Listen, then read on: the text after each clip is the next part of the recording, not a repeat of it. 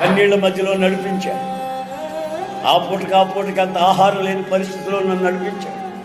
Railway స్టేషన్లో, bus స్టాండ్లో paper పరుచుకొని పడుకునే స్థితిలో నన్ను నడిపించాడు.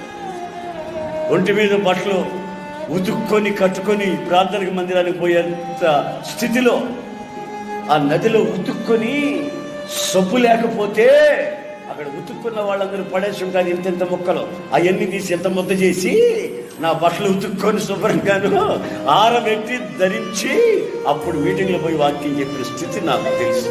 ఆయన నడిపించిన లోతైన మార్గం. ఇప్పుడు ఎట్టి పరిస్థితిలో ఉన్న వ్యక్తినైనా నేను ధైర్యపరచగలను, ఆలోచన చెప్పగలను, వాళ్ళని కౌన్సిలింగ్ చేయగలను, వాళ్ళకి విషయాలు చెప్పి వాళ్ళని ఆధ్యాత్మిక లోతు నడిపించగలిగే స్థితికి దేవుడు నన్ను నడిపించంటే ఆయన ముందు నన్ను నడిపించిన ఆ మార్గాలలో ఉన్న ఆ యొక్క శక్తి ఈ రోజున నన్ను ఈ విధంగా నడిపిస్తున్న సంగతి